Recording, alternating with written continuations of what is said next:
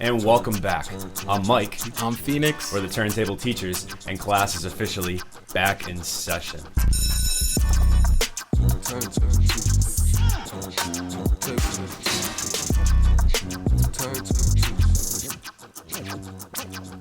Yes, sir. We're here. What is going on? Yo, this is different. We're next to each other. We're in person. Yeah, Mike is a real person. You are Sam too. Is a real person. Sam's in the background. Nobody can see Sam. Sam, producer Sam in the background. Producer here. The team is in the building. Yeah, man. In the studio. This is like our first recording that we've had here in 2 years. Really? 2 years. Holy crap. The last recording that was done here, I believe, was Lord Felix from Van Buren. Really? And that was before the pandemic, and that was the last time we had anybody in here to record. Yeah. You mean like a collab recording? Because like obviously you do your recordings here. Yes. I mean like an actual in-person, like not over Zoom. Right. And this is the first time Sam and I've known Sam obviously for years, like like we've known each other since college. Yeah, they go back. We go back a little bit, but this is the first time we've actually met you in the flesh in person too. It's crazy. Kind of crazy. Right? No, it's super sick. Also, like I thought for some reason, you know how people kind of say like, "Oh, you're shorter in real life," blah blah. I thought for some reason Mike was gonna be super tall. I don't know if it's because I'm like a short guy, and you're taller than me. Everybody here is taller than me. I'm the shortest one here. Yeah. Well, it was really funny. So this would have been in the summertime. Sam and I went to it was called the Jungle. It's in Somerville, and we went to see a show for like Hero the MC and Jay Faith and Chemic and some of the people for Bars Over Bars. Right. And we're walking up with Zafir, and I believe it was the DJ. What's his name? I can't remember do you remember his name? Nick? That's gonna piss me off what his name was. But either way, the DJ was outside, and as we were walking in, all I hear is that Turntable teachers? And we turned around and we're like, yeah, like it's us or whatever. And he goes, "You guys are so much taller in person than we thought." Yeah, I think I remember you telling me that story, which is what gave me the impression that you're gonna be like 6'6", like starting guard type build. And I'm glad that you're a little bit more average height, because it makes me feel less insecure about my own height. I'm like sure. 6'1" on a good day. Yeah. Sam's definitely the tallest here. He's like it's probably like 6'2", 6'3", or something like that. I'm jealous, dude. But we're both hoopers, you know. We play ball, so you gotta have a little bit of height. I know that's somewhat. right. I know that's right. I rely on the handle and the speed. And also, I'm pleasantly surprised that like we weren't catfished either, because I thought like this whole time, right? Like I've known you. Honestly, this has felt like, you know, like dating somebody, right? For like a year and a half solely online, which I've never done, and not knocking anybody that's done that. But you know, having you like, you know, park outside my house and walk up, I was just like, man, this dude's really really look like how he does online. This is pretty cool. And you got a fresh little haircut too. I like that. You got rid of the locks. You know what I'm saying? I had to shape up if I'm coming here to Turntable teachers and meet in my online relationship in real life. Yeah, no, for sure. Well, we're here. I'm so glad that you're not an absolute weirdo. No, likewise, right? No, absolutely. This is really cool. I'm so thrilled and excited that we're here doing this. Man. This is super cool. This is gonna be dope. Yeah. So look out for these. Like I'd say we'll probably try to do these like once a month, maybe every 6 weeks, something like that. Might switch up some locations every now and again too. This because you poor thing are driving from Holyoke all the way to North Andover, Western Mass out here. But you're representing, right? Yeah, you're out here. We're out here representing the full state. You know what I mean? Sure. Right? That's really what is important about this. Right? Yeah. We like have every region of Massachusetts out here, right here in this. Pretty house. much. For the most part. Yeah, no South Shore, but other than that, like, we're good. What are those, Southeast? So that's South, like, if you're talking about South Boston, you consider that South. Okay, but, like, gotcha. South Shore, kind of a different thing. Okay. Yeah. So, anyway, but yeah, I'm excited, man. This is really great. We got a really great show lined up for everybody today. Yeah. And, let's want to get into the first segment? Yeah, definitely. Let's get into it. Unless you had anything else, any other, like, you know, formalities you wanted to get out of the way. No formalities, but this is so sick. It's like not only are we stepping it up to another level by being here in person, we have different cameras, camera 1, camera 2, camera 3. It's like we are like revolutionizing what we're doing here at Turntable Teachers. I know. And hopefully, like you said, we get into this like every month or every 6 weeks or so. Yeah. Because it's just different. It's just different from like staring into your computer. Right. You know what I mean? I have to actually wear pants. I'm glad you wore pants here, thankfully, right? No, and I agree with you, and I think, you know, we'll still at some point, I'm sure, still do like some of the remote online ones, because those are easy. Like obviously those are easy. And if anything comes up and we can't like get something scheduled, because we did schedule this for a couple weeks ago. Yeah. And we had a huge snowstorm, and then we couldn't do it, and then we had another snowstorm last night. I was like sitting there praying. We just missed this snowstorm. We had pushed back our first scheduled live in-person recording because it snowed so hard, and then literally yesterday another snowstorm happens, and we were all like, "Yo, thank God we dodged a bullet there." Another one, I know. We would have had to push it back another 4 weeks. Yeah. All of our topics and stuff in mind would have been so out of date. Out of date. That kind of some of them. One of them might still be a little bit, but that's okay. Yeah. We're behind, a little bit on the best of 2021 episodes, but that's okay. I got them out as quickly as I could. It's just winter's a crazy time of year with the holidays and me coaching basketball, especially and all in Massachusetts, dude. Exactly. That's why we got to go out somewhere hot. Gotta go out somewhere hot. Dude. We gotta do like what Schultz did, and they traveled to Miami for however they did for 4 months. That'd and lived out there. That'd be sick. Yeah, we have our Dawg or our Jamie now in the background with Sammy just kind of working all in the background. This is you're right. This is very legit. This feels more legit than just you and I hopping on Zoom. Exactly. Which is really cool. Which is funny because I'm sure there's so many podcasts who this is where they started, and this is us leveling up, and they had to adapt to the remote online. Right, exactly. Versus, where we come from the remote, and now we're like, ooh, so special. We're here in person.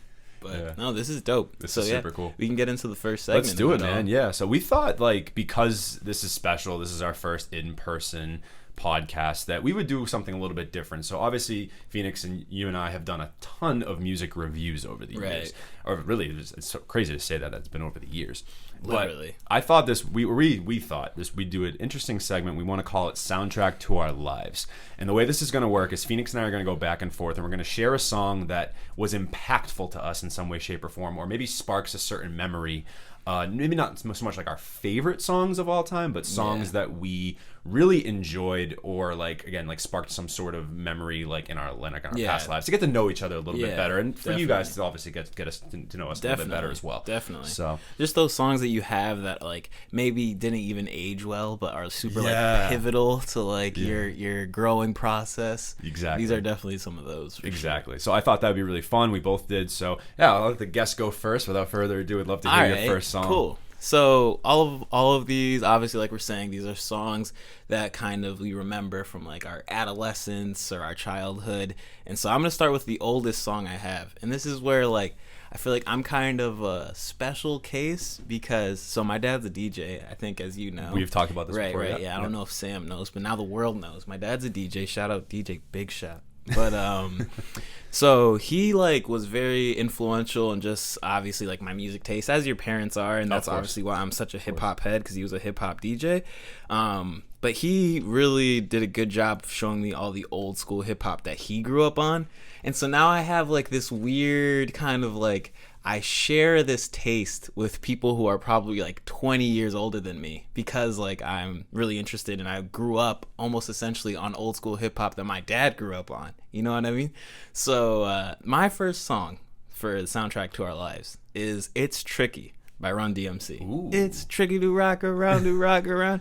I'm talking about, I burned that song, watched the music video, and Run DMC was the first rap group or rap artist that I kind of idolized, because I was just into all the old school hip hop shit, dude. I don't know. Are we doing cursing? Yeah, of course. Fuck yeah. Facts. But so yeah, it's just so it's funny. Whenever I run into conversations, if you kind of have conversations with people older than you about music, and they kind of shrug you off, assuming that you only listen to what's current. And of course I do that too, but I actually share a lot of interest and taste in some of the same artists that again, people 20 years my senior would listen to. So I kind of say things oh, I grew up on Run DMC, even though I wasn't born when Run DMC was popping. It was that. But It's Tricky by Run DMC, and just Run DMC, the group in general, was super influential for just sparking the love I had for hip hop in general and music. And obviously I think it gave me a lot of good background and history as to where hip hop came from and what the scene looked like. Yeah. I'm talking about I loved all that stuff. That's why I love hip hop in general. all the elements of it, from the breakdancing, the fashion, the graffiti. And I feel like in the 80s and 90s, there was a lot more integration of all the elements of it. I grew up watching Beat Street, dude. For anybody who's a little bit older or like has done their research on old school hip hop, these are old hip hop movies. Like I grew up watching Beat Street. I don't know if you guys heard of Breakin'. You guys ever heard of Breakin'? No, Terrible movies that I love. Like I absolutely love.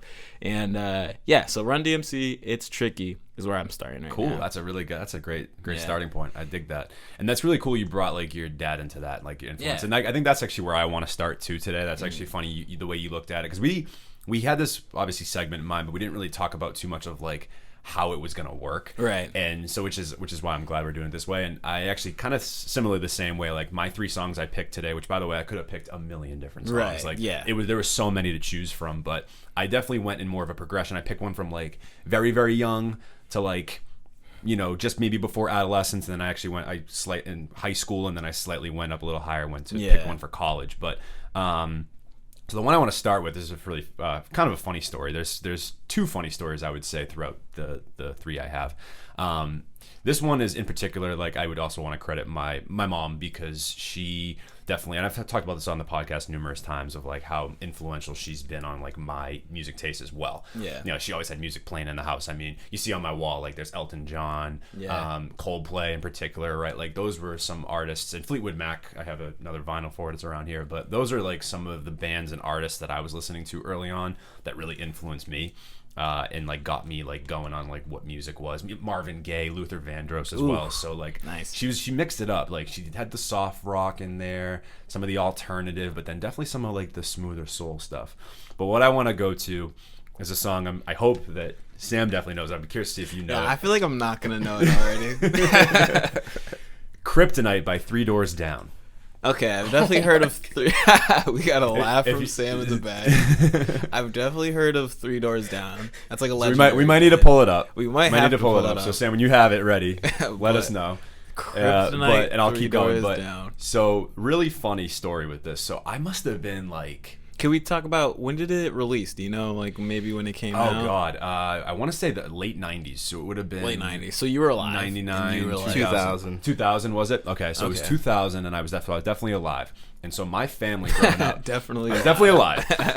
When my family were growing up, we had a house in Florida, or my grandparents had a house in Florida, my nana and nanu, and it was right outside Orlando. And every year we would go. So I'd go to Orlando every single year in the summertime until I was about 11 years old. And we would go to SeaWorld. And I believe I was 5 or 6 years old. I don't have this vivid memory, but my mom tells this story again and again and again, how funny the story is. So they have Shamu, of course, and now I look at SeaWorld a little bit differently nowadays with the human right. That's okay. This is the first time we're doing this. There might be a few hiccups, just so everybody's aware. Right. But in all seriousness, this was a song that they would play when Shamu would do his like little what's it called, like his little intro or routine. Yeah, his routine, sure. Yeah. And poor Shamu probably like hates this song. No shit, right? Absolutely despises this song. And so this was a song that they would play, and apparently I was like maybe 5, 6 years old, and I was like, my mom says like, not moshing to it, but like I'm like jamming out, just raging to this song, this friggin' 3 Doors Down Kryptonite song. And it's funny now, every time I've ever heard it, it has reminded me of Disney. Yeah. And like SeaWorld. And then I obviously like we would play this song in like my mom's car. Like the song also reminds me of like all the times that I would be driving around my mom's Mercury Mountaineer. I still remember this, driving around and her playing like alternative music and rock music, and that's like I think was like the springboard of like me enjoying like the 90s rock that like was really the first genre of music that I personally got into before I got into hip hop. So like I feel like I had to start with a song like this because it just made so much sense for like my life. And here's you'll know it. Here's the song. We'll play it. We'll hope if I know it. I hope you know it. It's a classic, dude. Kryptonite, 3 Doors Down, ladies and gentlemen. Phoenix's first introduction. Right up Phoenix's alley. This is also a reaction video. It sounds familiar. The chorus will make sense. It sounds familiar. It's a Superman gig. Like it's all right. Yeah. Like a rendition of Superman. Yeah. Right. I've actually never seen this music video. Look how young he looks, bro. The lead singer. And then like 5-year-old Mike is like, dude, I'm rocking out to this shit, bro. Back of the minivan. I swear on my life. I don't know if there is video evidence about it, but do you want to skip forward to the chorus? I got you. It's coming up soon. Is it? Yeah. Oh, here, it's right here. Oh, you missed it. I missed it. You missed it. We skipped right past the chorus.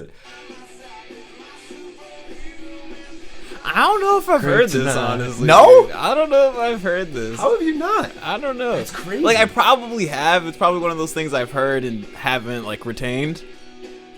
But, I don't know if I've heard this. If I go crazy, then will you still call me Superman? Not ringing any bells, dog. Oh, my God. Not ringing any bells. All right, well, either way. Different upbringing. I was just going to say, different upbringings, dog. Different upbringings for sure. 3 doors down in here. That's sick. But do you actually? I didn't ask if you knew It's Tricky by Yeah, of course I know. Okay. It's tricky. Yeah. Of course. So of I mean, course. I know. Yeah. Right. Otherwise, You're I'd be like, cultured. "What's It's Tricky? Let's play it." So True. Right. No, of course I know. Yeah. Of course I Okay. know it's tricky. I'm sorry. So we're I'm 1 for 1 on knowing yours. And Yeah, you're you 0 for 1 are on mine. Yeah. I think you'll know my next. If you don't know my second one, you might have to just leave. Like, Yeah, I might have to just not be a turntable teacher anymore. Yeah, but you're teaching me. So There you good. go. All about education. That's sweet, dude. Me as a kid, like, you know, jamming out to that song, like it's a huge part of, like, again, it's interesting. It's because like a memory I don't really quite remember. Right. No pun intended. But Yeah. or that's kind of an oxymoron. A memory Right. that I don't remember. But It's like blurry, but you have it. yeah. And it's like every time I hear that song, it reminds me of Disney. Yeah. And like Shamu. Yeah. Poor Shamu. I hope Shamu, I hope Shamu was able to live a Yeah. sustained life. For him, that like just brings back flashbacks. That's a hard sentence. I was about to say, what a tongue twister that was. Facts. But anyway, yeah, I'm definitely 1 for 1 on knowing yours. You are 1 for 1. Let's see if you get me on All one right. of these. So All right. let's see. I don't know if you're gonna know this. I honestly We don't might have know to pull you're this gonna one know up too. this. All right, Yeah. go ahead. And it's funny because we mentioned, right? I don't think there's a place or a location that's more synonymous with like one type of memory than a car is to music. You know what I mean? Yeah, It's yeah. like, I agree with that. For some reason, because obviously we listen to radio in our cars, and that's where we listen to a lot of music. That's where like a lot of your memories are associated with some of your favorite songs. Is like car trips, road trips, either when you're younger or like you're just driving by yourself when you're older. You have like your go-to songs, and that's where you make a lot of these memories. So my next song is, you know, you're talking about kind of, I told you that I was pulling all my songs kind of from like earlier in my childhood / adolescence, but it more kind of stops at like middle school, maybe freshman year of high school for me. But this next one was one that would play for anybody in Western Mass, Hot 93.7. You know exactly what I'm talking about. At 8:05 a.m. every morning, this song would play, and if it played, you knew you were late for school. Like, I know anybody from Western Mass, you know what I'm talking about right now. It's "Good Morning" by Nas. You ever heard that? Oh, I it's don't know a if I know sleeper this track one. by Nas. Sleeper track. I don't know if I know this one. Absolute B cut kind of like something you wouldn't hear, but it has it has an Isley Brothers sample. That's the "Good Morning, I'm Still Here." It's really sick sample, and actually on one of the tracks that I made, I kind of did a rendition at the end of this chorus that Nas made for this, but it's actually from the Isley Brothers sample. But "Good Morning" by Nas, that one was like, not only was it something that like I just got into the routine of listening to because I was always late for school, but you would have driven me crazy. It's such a good song, and it's like one of the first songs that I remember kind of like putting to memory, like in terms of the lyrics. It's something that still I can rap every bar of this song, and it kind of really put me on to kind of put me on to Nas in general. And Sam's pulling it up right now. This right here is a classic, and I think I just gave Mike his first miss. I think so. Yeah, come on now. Oh, this song is so good. And just, can you imagine already, like, being, like, 12 and listening to this in the morning? Ooh. There's this nice lady I know. She's always headed to the school building. Oh, my God. It's leaking. So she keeps. Was this on an album or anything like that? Or Dude, was this, I don't was it just a think Lucy? this was. Yeah, I think this was just a Lucy track. I don't see this on any Nas album or anything. Because I'm obviously familiar with Nas's discography. Right, like I know his, Yeah, but it's not on the Lost Tapes. It's not on just smooth. Stillmatic. Oh, it's so smooth. Hollow it up. 'Cause I'm still here. I don't know exactly who's on this chorus, but you can hear the Isley Brothers sample in the background. Yep. Yeah. Yeah, I don't know if we want to like. I was gonna say I don't want to get hit with the copyright strike, but this song was. It's just so formative for me. Yeah. It just stands out. It's like that's as dope. one of those hip hop tracks that like I hold near and dear to my heart. For sure. No, that's awesome. I have not. I'm gonna find a way to download that or something like that later, because this is a song that I really liked it. I've never heard it. Good.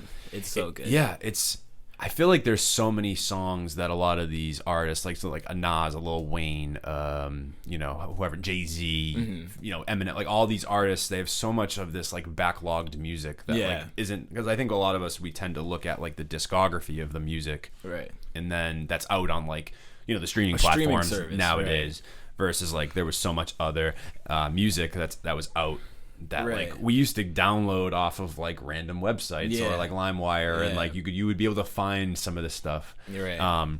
Or DJs and radio DJs probably found in some way or another on their own, and it wasn't really super available or accessible to the public. And but yeah, Hot 93.7, they knew what they were doing with that one, dude. That one, and again, it was the routine, and kind of like the routine of it playing at 8:05 a.m. every day. I love that. Was the best. It was the best, and it's such a smooth vibe that like I don't even have like, sometimes you have memories of things where it's like, oh, nice sunny crisp day.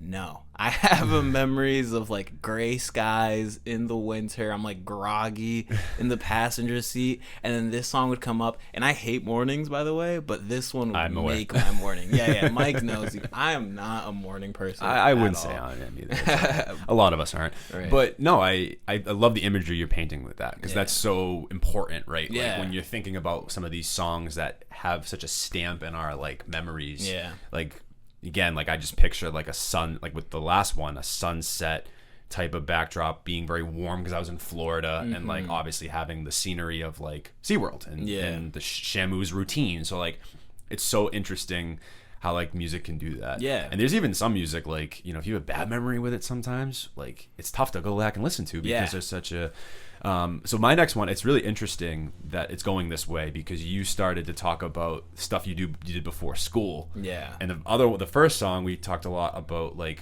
our parents' influence on us. Yeah. Well, this next song, I'm gonna cheat a little bit. I had both from the same artist, but they're two separate songs. But it was hard because one of the songs here I was gonna pick, but it actually ended up. It'll make sense in a minute when I explain it, but. One of the songs I'm going to pick first, because kind of piggybacking off what you're saying, is a song that when I would wake up in the morning, so I was very different from you. And when I was a kid, I would wake up at like 6:30 in the morning, and I would watch music videos back when MTV and VH1 had music videos on. I would get up and I would watch music videos from like 6:30 to 7:30, and then I would watch Sports Center from like 7:30 to 8, and then I'd go to school, and or I'd go to the bus stop. And this song, this music video, I haven't probably watched it in 10 years, and I can literally like visualize it because it was on every goddamn morning. And it was such an iconic moment, and just was a few weeks ago at the Super Bowl. I'm talking about Eminem's Lose Yourself. Oh, God. And that's the first song. So a lot of people know me like from, the show, and like we've talked about, like we've had some of these conversations about like formative music. And with hip hop, Outkast was definitely the entity that got me into hip hop because it reminded me of like some of the Marvin Gaye, Luther Vandross, Ray Charles style of music. That soulfulness that I was listening to so much growing up was kind of embedded in an Outkast. And I, weirdly enough, don't have Outkast on this list, but maybe for another time, because this will be a segment we'll probably do again and again. This is kind of a ongoing segment we could just do forever. Right. But no, this is really interesting with Eminem because, you know, I feel like it was the first song for me that really got me into like rap, which I not to say that Outkast isn't rap, I would say, but like more like the hip hop, like funky stuff. Versus Eminem was like the first artist, like hip hop or rap artist that like moved me in a way that is hard to describe. Like it was, that song is such a moment. Yeah. Right. That movie, that 8 Mile movie, it's such a moment. Oh, for sure. And I think too, when he played it at the Super Bowl a couple of weeks ago, it was such an iconic moment or memory for all of us. I think it all inhibited, I mean, that entire performance definitely like provoked some sort of thoughts from all of us and like our generation of growing up with that music with Dr. Dre and Snoop and 50. Sorry, not to interrupt. Did he do Lose Yourself? He did. Because I know he did Till I Collapse. No, he did Lose Yourself. He did Lose Yourself? He did Lose Yourself, didn't he? I thought it was Till Like, maybe I'm off. I thought he did Lose Yourself. Yeah, I'm like 95% sure it was Lose Gotcha. Yourself. But either way, I really just thought that, you know, that was just, again, a song where it was so, like, it made me feel something. And, like, I, for the first time in my life where it was, like, you could hear his just brutal, like, emotion in that song. And just, like, and it's become almost, like, I don't want to say corny now. Yeah. But it's a bit of a meme-y kind of song. Yeah. For sure. Yeah. Like, But it wasn't then. Mom It was spaghetti. Yeah. No, yeah. And that's the thing, right? Is that things become so ubiquitous because they're so influential and big at the time that they then become repurposed for jokes. And it's usually like you have to do something that's largely impactful in order for it to end up as kind of a joke 10 years after. You know what I mean? Yeah. Because I definitely understand. Like, when that came out, I think anybody from, like, in our age range, and obviously probably even higher or below our age range, all remember that, or at least know that song to some extent. And also remember, I mean, like, that was peak prime Eminem. Like, Absolutely. The storytelling is so, and that's why that line sticks out so much, because it's like such a unique bar, and you know, it's so visual where you're like, I don't think anybody has put together bars like that before that. You know what I mean? Exactly. And now it's kind of opened up a wave. Obviously, Eminem is so influential to everybody else now that I think people start bringing up the most unique, kind of odd, like, storytelling bars that they can.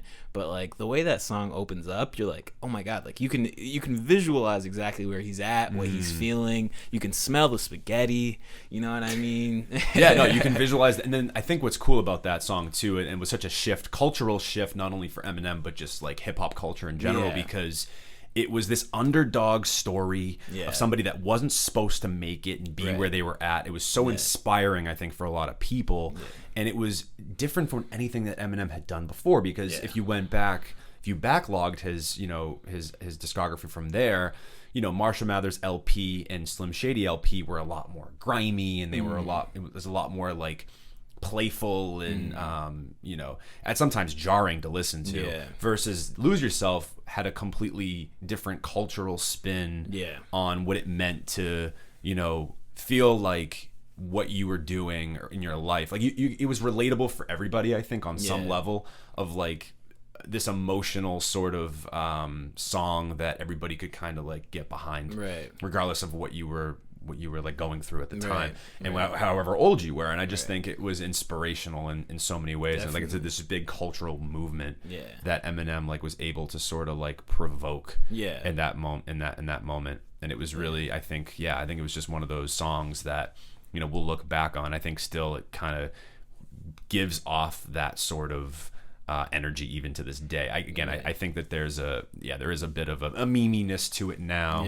But I thought, you know, just me growing up listening to that song and really, again, like that being my really introduction to Eminem. Like, I never saw Eminem as like the quirky, like wacky type. Like his first impression in my mind was, okay, this like inspiring, like I said, like underdog story of somebody that really had a hard time getting to where they were. Yeah.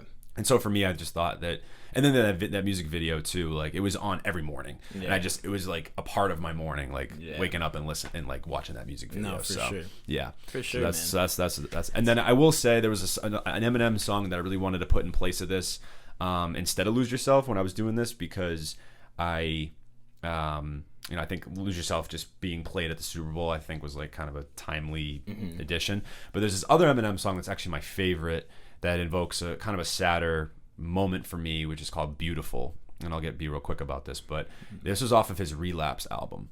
Yo, it's funny you say Relapse, because I listened to Relapse a lot when I was younger. And really? I don't remember Beautiful. Beautiful is one of the last tracks on it, and it separates itself from the rest of the album because he doesn't put on the accent that he did on that project, on that particular song.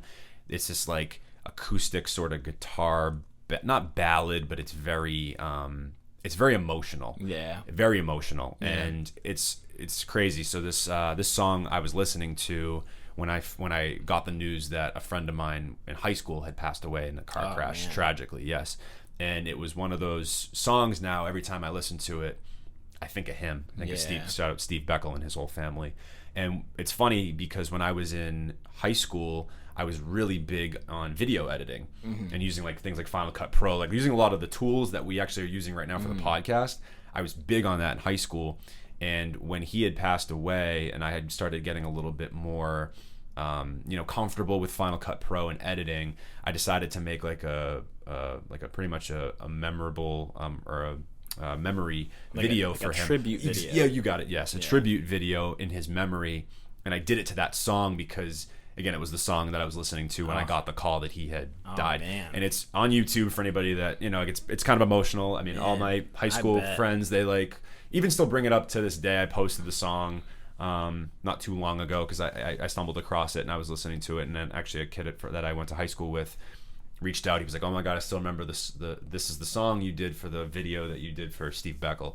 And so that's just a song that for me it's a sad. I mean, be tear jerking over here, but Louise, I know, but that's a song that like for me is so just it's hard to listen to sometimes. It's like sentimental in that way. No, and we were talking about, I don't know if this was on mic or off mic, but just about how you have some memories where if you have a song that was in a really difficult part of your life, it can be difficult to listen to the song again. Exactly. It's super like bittersweet in that way.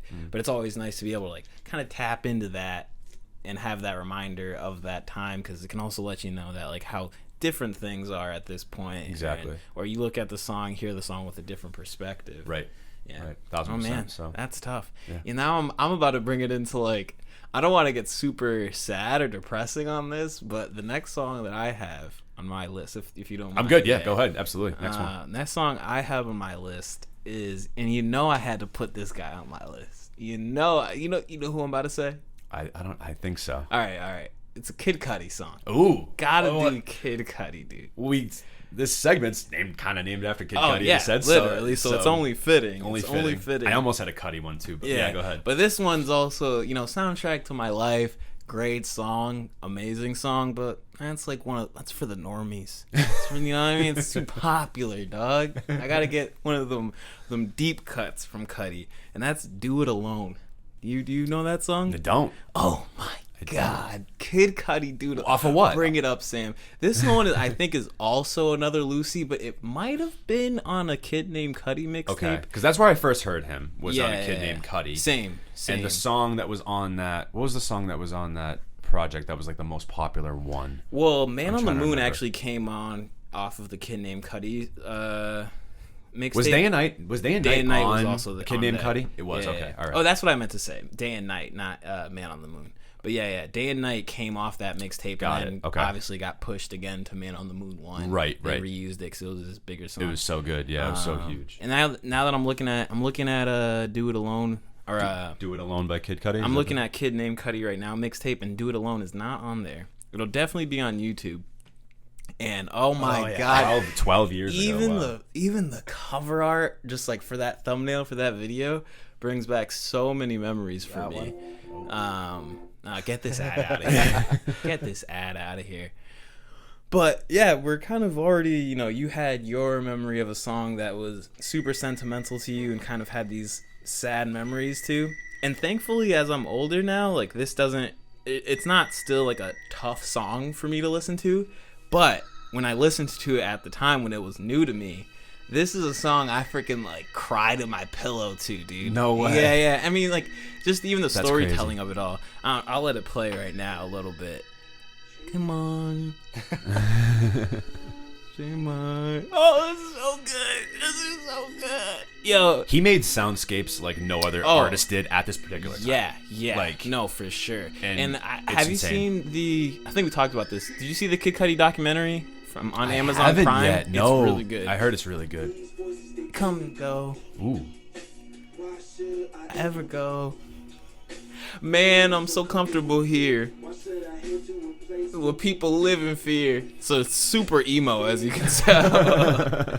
But the whole essence of the song is like the title is just like self-explanatory. He's talking about you have to do it alone. You kind of have to take this trip of life and do it by yourself. And kind of like the essence of Cudi is, I'm sure we all know, is like being okay with being a weirdo or being okay with being kind of like a social outcast, like, so to speak. And he kind of like comforts you there and kind of says, I'm going through that too. And he says this whole thing where he's talking to some like spirit or lady or something, or some psychic or something, and she's pretty much telling him, you got to do this whole thing alone.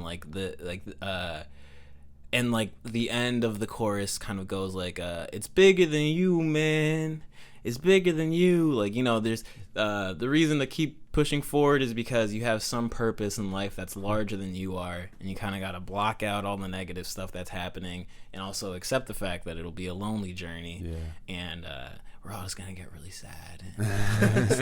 I need everybody to get really low because when I listened to this, I was a really angsty 7th grader or like 6th grader, funny. And that was right before like those are the times where like you're not super comfortable like all the time with like where you stand, or at least I haven't met one person that said they were comfortable with who they were in 7th grade. No way. Yeah, no like chance. You know what I mean? Oh my god, I was awkward as heck too. Yeah, I was like, and the thing is like I actually wasn't necessarily super socially awkward, but I wasn't kind of being the person that I wanted to be. Oh, if that makes any sense. Who you is know at 7th grade? Exactly. 7th grade though. Exactly. So that's a very difficult time just in general. Like there's so many changes happening in your body and like exactly not comfortable with your body, not comfortable with your identity. You're trying to figure out like how this is gonna go. And of course, when you're like 13, you're like, oh, this is just gonna last forever. Like, I'm gonna be a loser forever. And what I love about Cudi's music, and I'll let us move on so you can get to your track. But what I always love about Cudi's music is that like it's emo and it's sad and people get the gist of that. But I think why he has such an impact the way he does and that everybody talks about, you saved my life, is that it's not like so self-indulgent of like, life sucks, life just fucking sucks, like nobody likes me, why does this happen to me, like kind of, you know what I mean, like woe is me. There's always that drop of like, it's gonna be okay. Like, you know what I mean? It's really hard right now, but it's going to be okay. Or it's really hard right now. There's a hopefulness to it. Yeah. Even in the aesthetic of it. Exactly. Even that whole Man on the Moon 1 album, which is, I think, like so pivotal for so many people, as you mentioned. But I absolutely agree. There's like a sentiment there where like not only in the lyrics, but also with the tone of the actual music itself. Yeah. There's a hopefulness to it. It's not this like dreary, just like low. Which would really take you down. And like obviously there are some dark Cudi songs where like the whole premise of the song is him reflecting on how much he hates the position he's in. But there's always that seed of like, hey, listener, I'm going through this too, so that means we're going through it together and things will be all right. And Do It Alone for me is like the epitome of that. It's like such a somber, slow song, but the messaging of it overall is like just accept the fact that you will be lonely at times, but that's all right. And the more you can kind of embrace that part and get comfortable with it, the more you'll just get comfortable living life. You know what I mean? And yeah, it was just really good, super formative for me. One of those ones where I'm like, even now that I'm older, I'm like, I can't believe that, like, you know, he was 20 whatever while writing that song, but it affected me as a preteen so heavy, and as I'm older, the lyrics even resonate even more. Absolutely. Yeah, absolutely. So Do It Alone, Kid Cudi. If you're a Cudi fan and you don't know that one, bro, which is me, 11 million streams or views on that, and I am not one of them. I've never heard that either. You never heard it? They did? Yeah. Oh, it's so good. I was a Day and Night person. That's what got me into Cudi. Day and Night was definitely one of those ones, but Do It Alone and The Prayer. The Prayer. I do remember The Prayer. Those are that's like a great two song. songs that like I find like again they aren't on, or at least from what I'm seeing here on the Kid Named Cudi mixtape. The Prayer is actually The Prayer is, I the believe. Prayer is Yeah, actually yeah. But those are two that like I would only go to like YouTube for those songs, right, and like just as singles specifically, and I just thought were like just so great. What I really love about Cudi as well is I think at that time, the particular time you're talking about, we'll call it maybe like 2009, 10-ish, right? Yeah. I think we were sort of starting to, in terms of mainstream hip hop music, there was this like... And probably even before that, probably more like 2008, 07. Okay, maybe it was even before that. So we'll call it like late 2000s. Yeah. You're kind of getting out of this more like hood... sort of like gangster rap that was flooding the airwaves a lot more. This sort of grittier style stuff that you maybe play at a club or like, or maybe that would just be like exactly that. But there was nothing really for like, I don't want to say the nerds, but like in terms of hip hop, the nerds. And MF Doom was one of those artists, but he wasn't as mainstream, right? Right. MF Doom would be one I would think which consider. would have completely defeated the purpose of MF Doom. Like if he became mainstream, it just. But Cudi did, and that's what this was my point of that, where it's like it's so cool that like Cudi seemed like he was one of the first artists there to kind of break that. Yeah, and kind of crossover. Exactly. Yeah. Exactly. I thought that's a great choice there. Super cool. I'm gonna end mine on a little bit of a comedic sort of story here. I mean, you started on a comedic one for me. So I guess this one makes some sense here. So I'm gonna actually one of the songs that we'll talk about another time too when we do this again. Where I love how you talk. I have a story about like getting my first car with a song. I thought that was really great. But since Sam is here, we can maybe do that one on a remote episode. Since Sam is here, I want to talk about a song that was really pivotal for me in college. To a very specific moment. So I was a senior, so it was the year after we would have been living together. We lived together my junior year, his sophomore year, and I mean we listened to music all the time in our like apartment suite thing we were living in with two of our other friends. Shout out Taylor and Presh. But my senior year, I had a single, and I was just going to do like my student teaching and stuff like that. And I ended up student teaching for part-time in the fall at Framingham High. And we went to Framingham State. And at Framingham High, I got paired with the varsity basketball coach, and who was also an English teacher. So it was really cool to like, oh my God, not only learn from him, but also like, we had the same interests in hoops. Yeah. And I was just getting into coaching at that English. time. Exactly. So it was really cool. And I was doing some like coaching at Danvers at the time, like but I was driving back and forth. It was a lot. And he was like, well, you're here most of the time, like throughout the year. Why don't you just like assist me? I can't pay you, but like, it's just volunteer assistant. I just wanted to be a part of it. And like, I'm, 21, 22 years old, like looking for an opportunity like that. And at the varsity level, especially, because I think at Danvers, I was like coaching, like assistant coaching, like freshman at the time. Gotcha. So I was like, hell yeah, let's go do this. And I was the youngest guy on the staff by far. It wasn't even close. But we did have a younger staff, but I was obviously like a lot in closer proximity to ages of some of the kids on the team. I was 21, 22 years old, and they're probably like 16, 17, 18. And the first few games, home games, they played their warm-up playlist. Anyway, so I hear their warm-up mix, and bruh, it was so bad.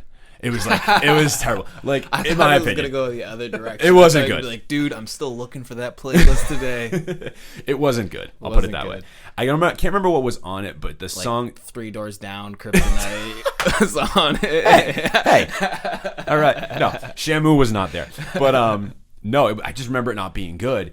And the other shout out Alex Giangregorio, who was one of the younger guys on the staff at that time as well. He was the freshman coach. We would talk about it all the time. We were a little bit closer in age. He was a couple years older than me, and we would talk about this warm up mix sucks. Like, this is bad. That's We'd how say bad it to the kids. It was bad. Like, you guys had to sidebar like, dude, this music is really bad. It wasn't good. It wasn't good. It was all like, I don't even know what it was. And I can't even remember. And I'm sure shout out like the Framingham High varsity team at that time, like Nate Martino, Mikey Bradley, and Gio Aga, all those guys. I'm sure you guys could probably at some point comment at least on this if you guys check it out, what songs were on that terrible mix. But they'll attest to this.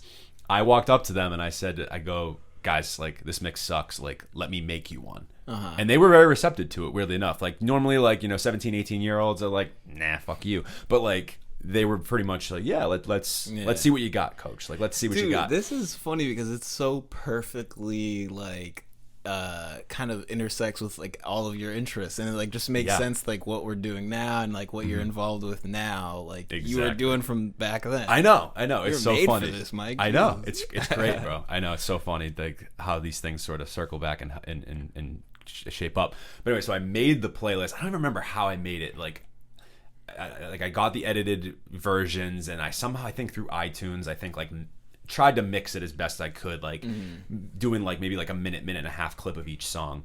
And the song that I had them come out to was El Chapo by The Game. Oh, do you remember that song? Was that out? Yeah, it was. It had just come out. Really? El Chapo. Yeah, no, that song was hard. So I had them come up to that with like the horns coming in. I think Sam's pulling it up, and I'll get it in a second. And I'll never forget the first time they heard it, and they put it on. We put it on. The mix goes through the full 15-minute warm up. They were loving it, and they're like, yo, this is it. And someone scored 50 right after that. And I'm not here taking any credit for it, because I probably had the least amount of credit that year of their success, but they ended up going 11-9. I was going to say their record improved. They did. Their record improved. They made the tournament, and here we go. Wow. These horns, bro. They came out to this shit. That's so funny, dude, because I remember this vividly, but I guess it did come out when I was in high school. Yep. And they would come out of the locker room right here. Oh, no, this is good. Yeah. This is great. I'm surprised this isn't on the bracket, now that I think about it. No, this is a great song. I am the God. God.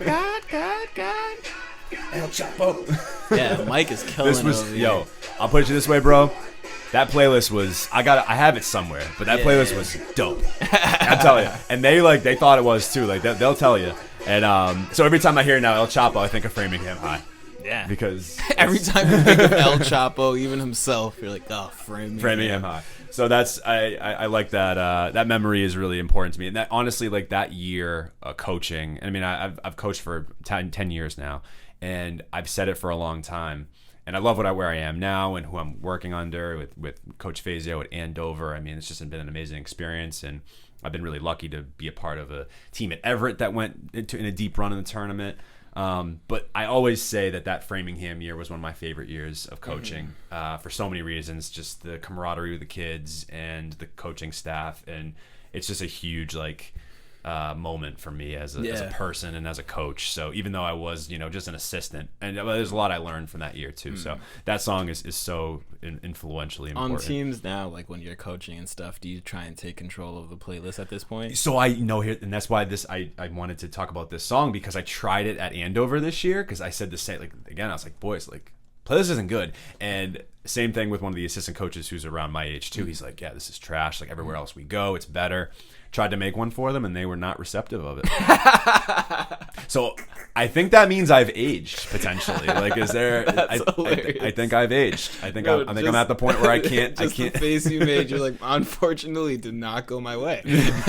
I'm 1 for 2 in that category. Gotcha. So yeah. So they did not. They were not receptive of that. But yeah, so that's my last one, and so I wanted to share that because I thought it would be. Oh, that's good. That's nice. Yeah, that's dope. That's funny because yours is like also probably, if those kids on the high school team were making or a part of the soundtrack to our live segment right now, one of them might bring that song up. Very true. It's like you have like a shared formative song with like other people. Yeah, that's cool.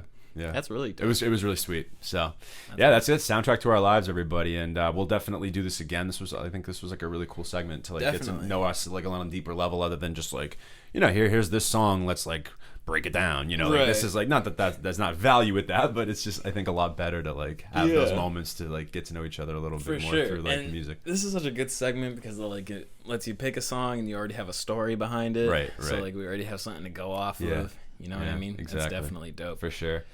So should we, speaking of this, before we get into like the kind of the middle segment here, talk a little bit about the March Madness tournament. Oh, dude. I mean, I'll let you talk about it. So I'm excited for you're this, doing guys. This whole thing. Yeah, I'm super pumped. dope. We're teaming up with Beyond the Beyond podcast. Shout out Beyond podcast. We have some really great things actually in the works with Beyond coming really soon. So stay tuned for that. But yeah, like, I mean, I like how it shaped up. I think that pretty much every song that we picked, I think, works. We had talked a little bit about, what was the song you had said yesterday that probably should have gone in over Archie Eversole? Was that you? We were talking? Or I can't remember now. Oh, it was Fort Minor. Fort Minor. Remember the name. Probably should have put 20% skill. Yeah. 80% luck. 80% enthusiasm. After I said it, I was like, nah. Maybe not, yeah. Wild So- card. Yo, that's Yeah. funny that everyone knows that song. Right. Yeah. Like, everyone. Everyone Like, knows. I'm talking about everybody. Like, And a lot of doesn't people matter know these songs race, too. If we get the age. bracket up real quick, Yeah. Sam, on And- the Just to kind of like make it clear, I don't know if you said this already, but the bracket that you've made for this March Madness Yeah. tournament in collaboration with Beyond Podcast Uh-huh. is a bracket that's breaking down and kind of putting head-to-head songs that are supposed to be the best hype songs ever. The Yes. Beyond the Hype tournament. So he has Mike, the freaking the list master, the table master.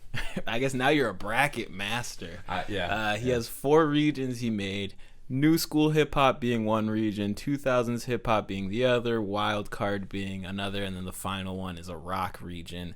And we're having this tournament kind of go down. You're polling all the answers and Correct. results from Instagram, Correct. right?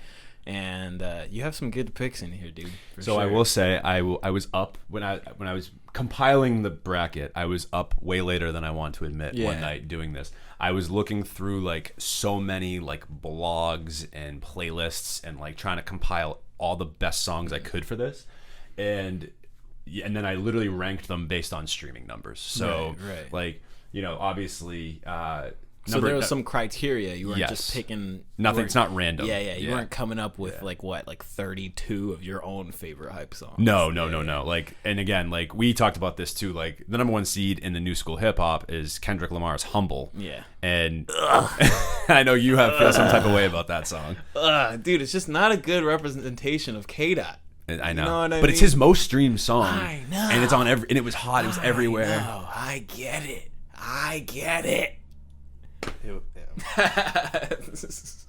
No, you're not a fan of it either.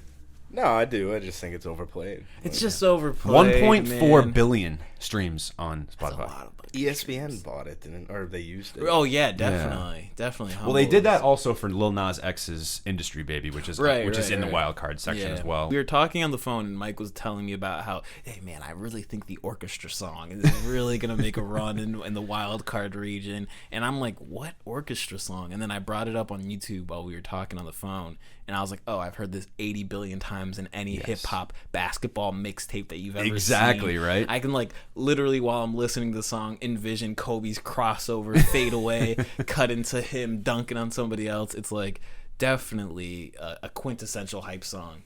Yeah, and shout out Johan Lennox. I'm sure if you're listening to this or watching Was this, he on that joint? No.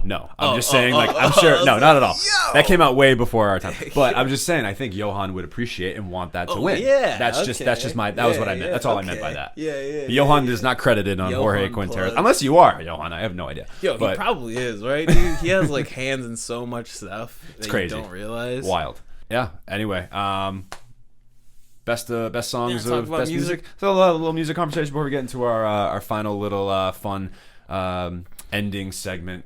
This I think will be enjoyable for everybody to and us too, because a lot of us don't know the questions that we picked. But before we get into that, let's talk a little bit about music. What have we been listening to in early 2022, and maybe like some of the best? Because I know you had some music from 2021 that you wanted to talk about, because obviously like I did my lists as we talked about earlier in this show. As you guys know, any listeners or audience members of our podcast, you guys know that I came out with my top 21 Massachusetts songs of 2021. Yeah. Again, Johan took the cake on that one with You Up. And then my just regular top 21 songs of 2021, I had Jungle's Keep Moving. Yeah. And then I also did an honor roll, where I picked like another 20 songs that just missed each list. Yeah. There's a playlist on our Turntable Teachers Spotify page that is linked. We'll link that in the description. that you guys can go check out if you want to check out my list. And then, of course, the actual episodes themselves are on YouTube, Spotify, Apple, wherever you get your podcasts. So if you want to hear about my favorite 2021 music, go check that out. Yeah. I'm not going to waste time on mine for right now, but I'm curious to hear what you had for maybe not if you have a list, that's great, or I got maybe just your favorite songs. Down. I got a couple things written down. Like we said, we kind of shaped this up to be 2021/2022, right? And we were talking a little bit before we started recording, it's been hard for me to honestly, I've been slacking on listening to music. It's been all podcasts for me in 2022. But I did have some things that I was looking forward to, including the Corday album. And you said it was fire. For me, I love the Corday album. It was a little bit underwhelming. I don't know if it was because I just really loved the whole story and imagery in what is it, Thanksgiving? Is that the album he put out before? The Corday album before or this. Or it's Lost Boy? That sounds right. Why can't I think of it now off the top of my head? Something like that. I'll get it. Yeah, it was really good. I loved that album, so I guess I had high hopes for the next one. Lost Boy, that's what it was. Boy. And I gotta give it another try. I went through it, in all honesty, maybe twice, and it just wasn't hooking in the same.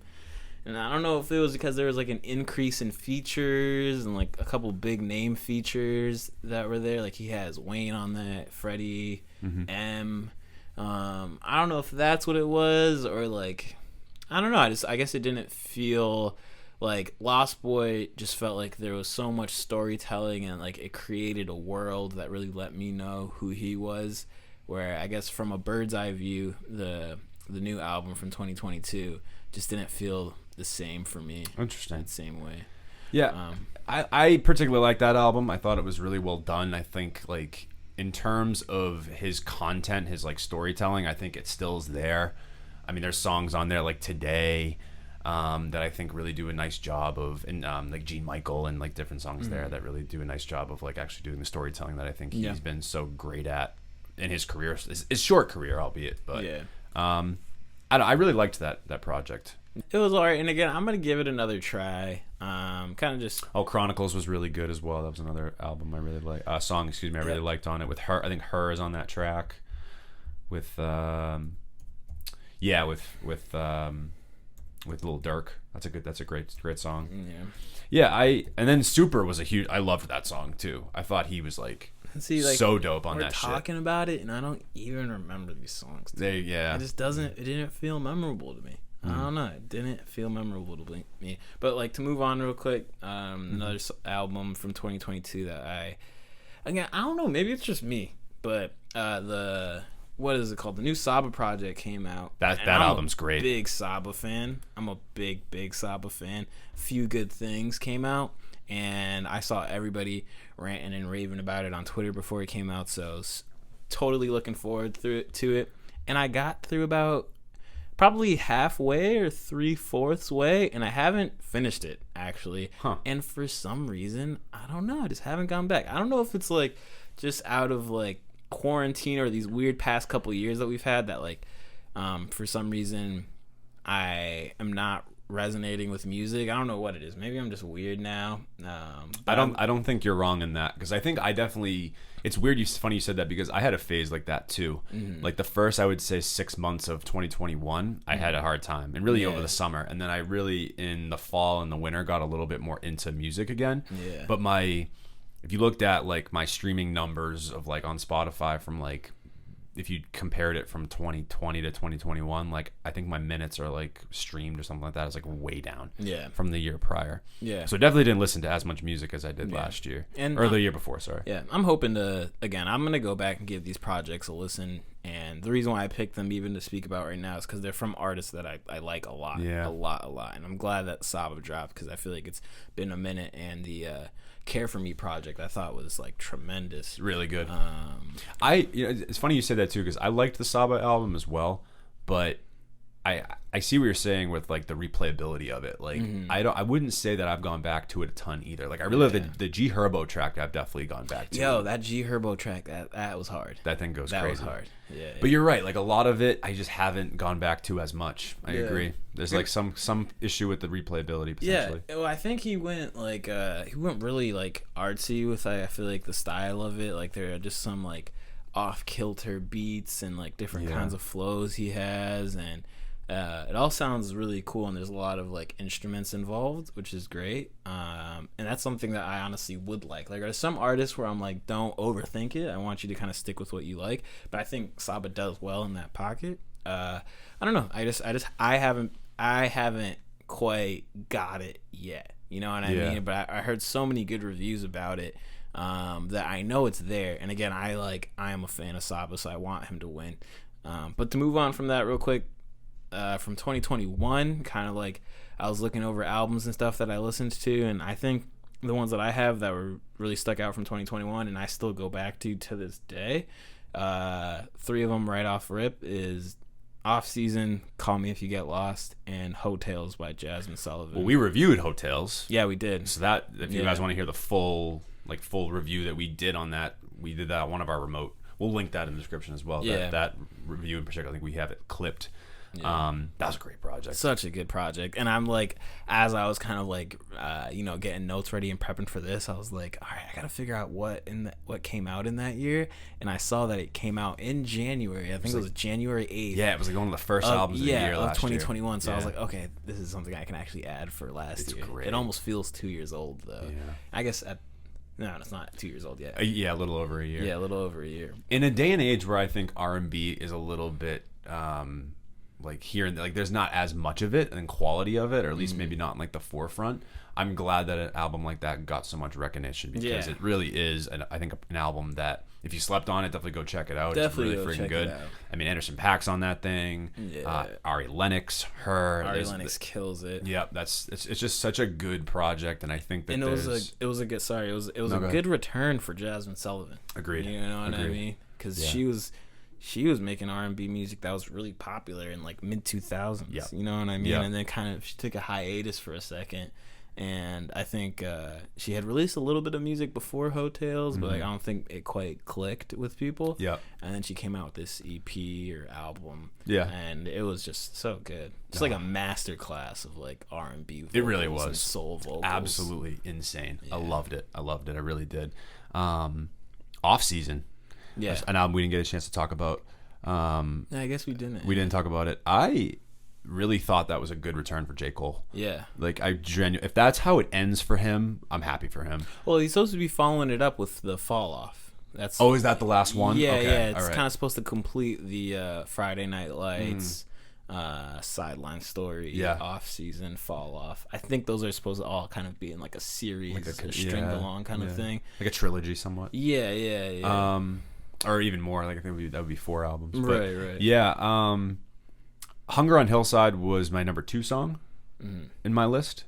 Not to spoil my whole list, but yeah, that was my number 2 song. Hunger on Hillside's so good. Oh my god, just the angelic sort of heavenly ending that it is, with Boss's sort of like distorted vocals at the end, and just the way it's just, and then the refrain, can't be afraid of sunlight, spotlights when it grows, all the pain you hold makes you worth your weight in gold. Like, just I love that. Spitting. That line stuck out with me this year, man. Like, it's such a good, I think very similar to what we were talking about before with like Eminem a little bit with Lose Yourself. It's a song where it like, how should I put this? It's just so inspirational or inspiring to listen to, because it actually makes you feel like, oh, okay, like all this pain I'm going through, like it's gonna be worth it in the end. There is this like, and again, we all probably on some level felt some sort of pain this year, like this last 2 years really with this pandemic. So I think it was just relatable in that sense of like,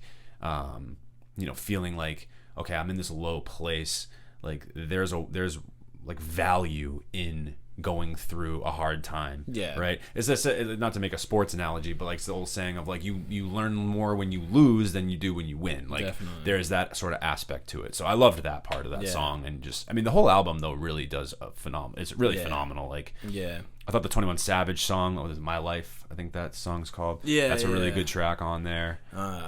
So many of those songs I love, and I feel like it's like, I don't know, I feel like it's just J. Cole's pocket, like, you know what I mean? And I love to see like him kind of go back into that pocket, but like with his refined skill set that he has now in 2021. And I've heard people talk shit about it, you know, saying that they didn't go back to it, or it wasn't as memorable as it should have been.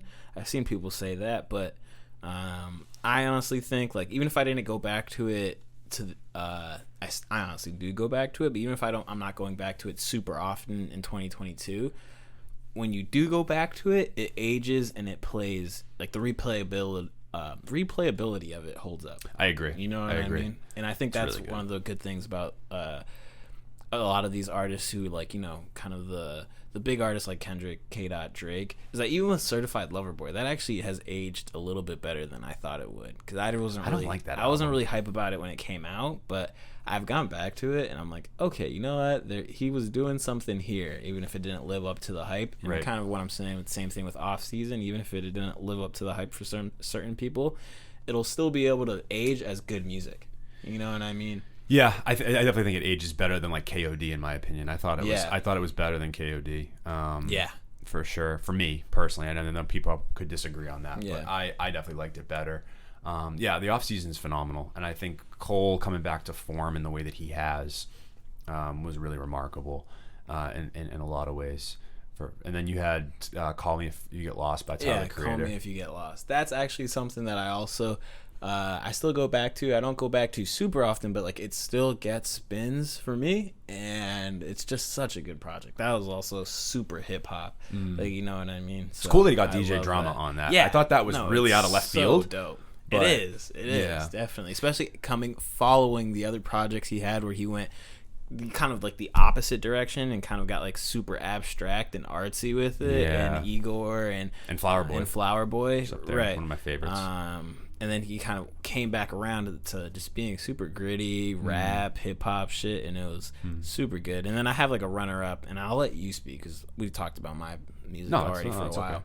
But what I have as a runner up is like that Don Toliver project. I didn't listen to it that much. Was it good? Yo, it was surprisingly good, and it was actually one of those Don Toliver Life of a Don. It was one. I was not like a huge Don Toliver fan before that. He was always kind of sick on features. Like he always came through on a feature, and I thought it was always good on like a hook for something. But I didn't really dive into his work. And then I listened to Life of a Don, and I don't know if he like kind of benefited from the fact that I had no expectations, but I think it was his debut album. And I don't know, I just remember that year kind of like playing it back quite a lot. Like Drugs and Hella Melodies with Kali Uchis was fire. I really liked the first two tracks, Escape, 5X. Those are hard. The Baby Keem track was dope. And it was a cool kind of psychedelic, you know, kind of in that Travis Scott realm. When I say psychedelic, you know, kind of in that like more trippy, moody, like dark trap kind of stuff. Okay. You know what I mean? It was pretty dope. Cool. Pretty dope. I'll have to check it out. That was one I definitely missed. Yeah. For sure. Not to make this too long-winded either, but yeah, the Tyler Creator project in particular, I thought that, I agree with you. We kind of went back to like that like grounding moment of like hip hop, or that like sort of aspect of hip hop. But I think as well, he still was able to bring in some of the Igor and Flower Boy influences that he was still using. So I think it was kind of a perfect like mesh of that. I will say though, it doesn't get as much replayability for me as Igor and Flower Boy still do. Weirdly enough, and I'm not sure why. Yeah, well, I can't put my finger on why I wasn't like amazed by it. I really liked it, but I wasn't like floored by it in the way that I was Igor and Flower Boy. I actually wasn't a big fan of Igor. As much as everybody loves Igor, I gave it a shot, and I like, wasn't for you. Yeah, it wasn't for me. Like I like abstract stuff, but it just wasn't for me that much. So like when he did Call Me If You Get Lost, it was a good return. It's like, all right, this is kind of what I fuck with. This is like more my lane. So. Cool. Two albums that I want to bring up. One that just came out yesterday. Back on the J. Cole thing, is Earth Gang's new album, Ghetto Gods. I haven't heard it yet, bro. I mean, I don't want to spoil it too much for people. Like, definitely go check that thing out if you haven't yet. It is so damn good. What I love about Earthgang right now, and I think it's, to be honest, I think when we're gonna look back on this album, it's gonna be better than their debut, than their first album that came out. Not the Spillagen one that they did with Jid, but the Mirrorland one. And the reason why I think this album is so good is not only the melodies that they play with and the instrumentation, which and some of the samples that they use, which is just all beautiful, but their lyricism on this and the topics that they're playing with and what they're talking about is so just, I think, impactful and important right now. There's a lot of like, social issues and, race issues and things that are like just kind of in the now. It's really getting to the root, I think, of like, the issues that we have in our world today. It's very relevant in a way that I think is not like in any way like sort of talking down to you or like it's not distasteful anyway. It's very, I think, thought-provoking and authentic, and that's what I love about this album so much. And there's actually a really interesting song on the backside of this too called Strong Friends, and the whole thing, it's just like Johnny Venus, like the chorus essentially like, make sure you check on your strong friends, like, like I thought I just like something so simple as that, where it's like, check on the people that you like that always seem like to check on, exactly, that always have it together. And so I love the mental health piece of it as well. How are you, Mike? I'm great. Yeah, you're one of my friends that always has it together. Not as much, but that's the point. Like, I loved that sentiment of like, oh, check on your strong friends, because they might have something they're going through that they're not just like talking about openly as like some other people. So I thought like there were just so many songs on here, that the song that's particularly called Lie to Me as well, which is so freaking good, and the sample they use is really, really dope. All Eyes on Me is another one with a really cool sample on it, like a vocal sample that's really like catchy. But yeah, just and the other song that I think is really awesome as it pertains to like social issues would be American Horror Story. They really talk a lot, like get in the nitty gritty and talk a lot about like the history of like racism and civil rights movement, and just like the aspect of like sort of like this culture of people like sort of taking from Black and African American culture, and sort of just the idea of like how we're like looking at that now, cultural appropriation, excuse me. Right. So that was the phrase I was looking for. So anyway, I think that they just do such a phenomenal job of it, and they really are, for me, like the new age Outkast. I think that's maybe why I like them so much. Like even the very opening song has inflections of like Andre 3000. I'm not sure if it's which one that it is, or whether it's Johnny Venus. So that's an album anyway that people should go check out. I think you would really like. Yeah, I'm gonna have to check it out for sure. Johnny Venus can literally just do anything. And shout out Latrell James, who is a Boston artist. He got some production credit, particularly on Lie to Me, which is one of my favorite songs on here. That's sick. And I'm not just saying, like, I genuinely liked Lie to Me, one of my favorite songs. And then I was looking about the producers. Latrell James literally is the lone producer on that track. Oh wow, it's one of my favorites. That's dope. So he I believe went to the Dreamville sessions for Revenge of the Dreamers dope. 3. So he's on there. Damn, Latrell, come through. Yeah, what's happening? Latrell did it, bro. He really did. So I love that project, and it just came out, so I think it's only going to get better with each spin. And then the other one that this guy put me on to, and he doesn't have to talk about it too much if he doesn't want to, but Oliver Tree.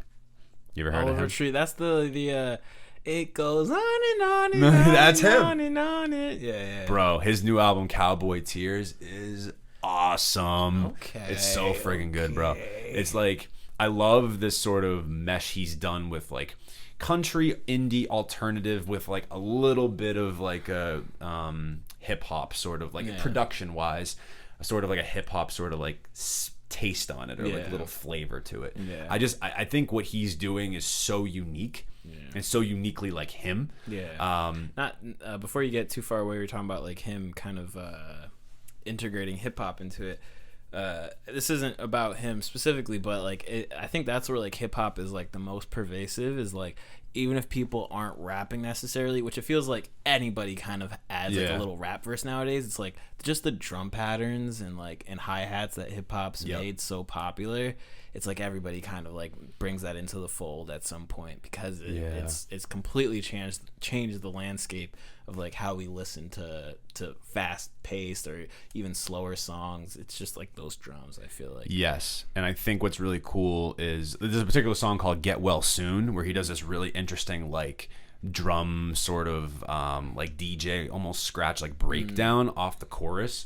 If you want to actually get up and just put on the chorus of that song, I think what he's doing is so unique to everything else that's out right now, and his image too, like the way he sort of like markets himself. Unique. It's really cool. It's super quirky. Unique. His music is like on all the promotional like videos that he does for his music is very like out there and like abstract in a way that's almost like he's almost he's a troll. He's a bit of a troll. Like, he's like if an internet troll or like somebody who was Twitter famous made music, I think they'd at least present themselves like Oliver Tree. And then I was like very pleasantly surprised when I went into a little bit of his music that he's actually pretty good. He's great. I really genuinely I think like you him. would like his first album better. Yeah, I'll probably have to listen this to one might be a little bit different. Gotcha. Yeah. This song though I think is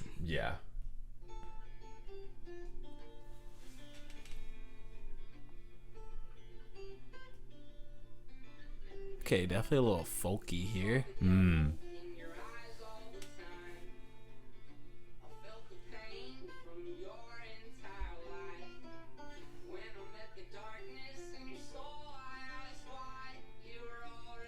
Just for the people who are listening, maybe not watching, he has what looks like not an RV. What's the word I'm looking for? Monster truck.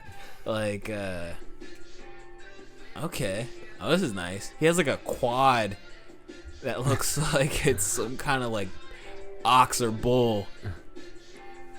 And I guess that makes sense. Is this the cover art? Yeah. Cowboy tears. He's in this blue cowboy suit. Or the cowboy really cool. Jacket is still like a windbreaker, and I feel like that's his signature look, is like having that windbreaker. Mm-hmm. So anyway, I spoke over the chorus. I did hear those drums though, and those instruments. It was really cool. Yeah, so people want to obviously like listen to that song and like get the full effect of it. Yeah, but anyway, that's just like a really great album. Like he definitely put me onto it a lot more than like I probably would have otherwise. I know Sam's a big fan of him, but like him live. Yeah, that's right. Oh, yeah, you're seeing him live soon. He's coming to Boston Calling as well, which I'm trying to go to. Oh, really? So, yeah. Nice. I saw Chance perform at Boston Calling once. I saw Eminem a few years ago. Sick. Oh, that's dope. And it was my god, it was like a sea of people. It was insane. And then we saw Jack White either the year before that or maybe the same year. I think it was the day before. Oh, it was the day before. That's right. So it was Jack White, and he's the leader of the White Stripes. Oh, and that was we got like we were like 7th or 8th row of people. I don't know how we got that far up, but like it was one of the most insane live performances I've seen in like maybe ever, like a long time. It was phenomenal. Awesome. Yeah. So anyway, so Oliver Tree, definitely guys check that out. Cowboy Tears, and yeah, I definitely wanted to get to the last segment here before we head out today.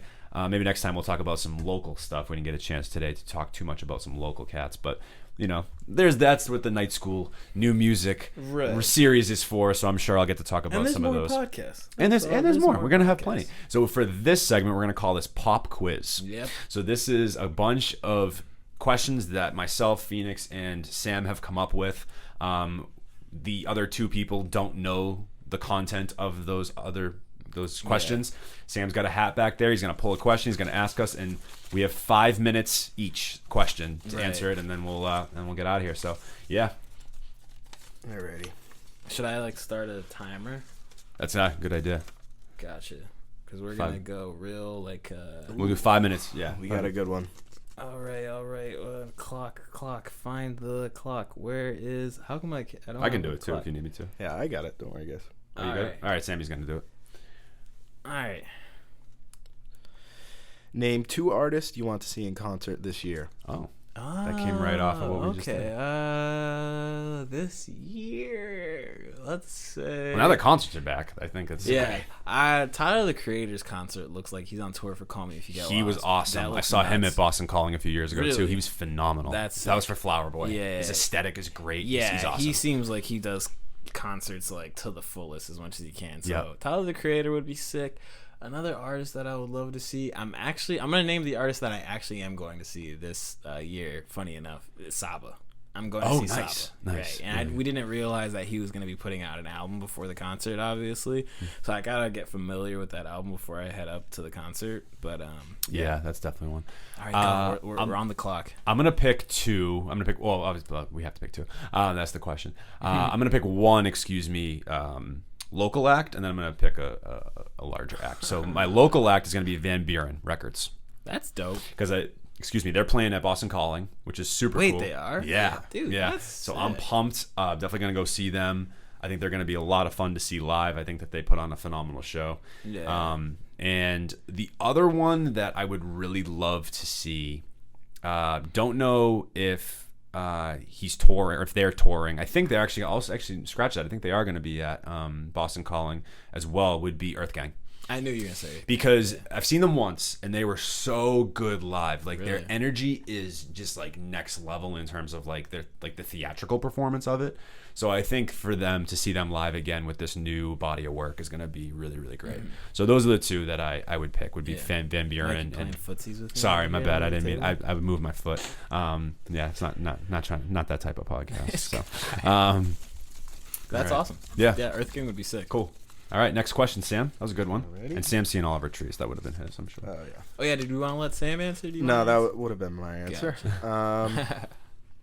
Who will be the biggest artist of the 2020s? Oh, Ooh. yeah. Biggest artist of the 2020s. That's the one I made. That's a good question. The last one was mine. Yeah. No, you gotta answer. All right, so biggest artist of the 2020s. Damn, that's a great question. It's hard, That's right? hard. Starting 2 years ago. Think about that. Right. Yeah. Right. So, like, obviously, picks, like, I would think Drake, Kendrick Lamar, J. Cole, all of them would be sort of, like, out because they're not really, like... Yeah, I don't know. I was thinking about that, too. But I feel like we put Kanye up there for the 2010s, even though his debut was mid-2000s. That's true. That's fair. You know what I mean? That's so fair. I guess if you feel like Drake or K-Dot or Cole will biggest still kind artist of the 2020s. you know, dominate in the 2020s, then so be it. That's such a good question. I would have to... I want to look up, like... I mean, aside from Phoenix Rios. Well, I mean, that's... Yeah. Most streams... I'm just look up like most streamed artists on Spotify because I'm having like a little bit of a brain fart right now. I can't even think of like who I would pick. Who would you pick? Who would I pick? Yeah. It's a really difficult question for me too. I think my first choice was like Lil Baby. I think Lil Baby. I'm not particularly a huge Baby fan, but I know he has a huge following, and I do feel like as his career's progressed, he's lyrically improved, the production's improved, and he seems to have kind of like a long-term, I feel like, mentality about his music and his image. So I feel like Baby's there. And I'll say this one, which I bet you're not going to pick, you wouldn't think of, and again, I'm not particularly a big fan of this guy, but when it's all said and done, dude, NBA Youngboy is finna go down as like a huge artist. I disagree. I don't really like his stuff either, dude. And he has a couple tracks actually. Let me not say that before everybody's like, who everybody thinks we're just not tuned in, we're not hip. There are a couple joints by NBA Youngboy. Don't ask me the titles of them right now. There are a couple joints that I like of his. I'm not a super big fan of his sound though. But like if you look at in terms of like numbers on his YouTube channel, he like dominates YouTube. He has huge numbers of streams, and like he has this I don't know, he just has this like cult following that like I don't know if you've probably seen the Instagram comments, you know, like this YB does it better, you know what I mean, not as good as YB, and I feel like I honestly think it'll last. The young boy. I think it'll last. I think maybe, and I'm not a huge fan of him, but I could definitely see it, like a Baby Keem. not out of the realm of possibility there. But if I'm picking one artist, because she's so young, I think she was technically more. I think got her big like debuted in Upbringing in like the 2019ish. I think Billie Eilish. Oh, okay. She's young enough at this point. I guess I was going straight to hip hop, but that's a good pick. I'm thinking Billie just Eilish in general. Is there, yeah. Billie Eilish, I think, has to be, or could even be an artist that we haven't like been fully Yeah, put onto yeah, yet, true. right? Because who knows, like somebody could break out next year after, and be like enormous. Definitely. I'm gonna definitely go Billie Eilish. I think she has the best in terms of like quality, also with longevity. Yeah. You know what I mean? Because I think she has her like head screwed on straight. She seems like she knows what she's doing, and she's very mature for her age. So I would go with her just because I think that she has the best trajectory from here, and so much I think left in the bag, in the tank, so to speak. Yeah, I don't really have a pick of somebody whose music I personally enjoy a lot. Like I love Baby Keem's music, but I don't know if it's like super accessible to a large audience. Yeah, that's why like for hip hop maybe I think he'd be a good pick. Yeah. But I don't know if like long term. Billie Eilish of course, is good. 10 years. I think she has more of a staying power. So I'm gonna go Billie Eilish on that one. I was gonna say, I'm surprised none of you said it, but Jack Harlow. I think that might. Yo, Jack Harlow. I thought of Jack Harlow for That's a a good second. one. I think he's just popular. Yeah, I was gonna he's say on TV, his did the New Year's his popularity seems to be increasing. I'm not saying he's the best artist, right. Yeah. No, I don't think that was the popular. question though, right? No, The question was which artist you think is gonna like. and Lil Nas X. Lil Nas X too. Yeah, I forgot about him. Unfortunately, in my eyes.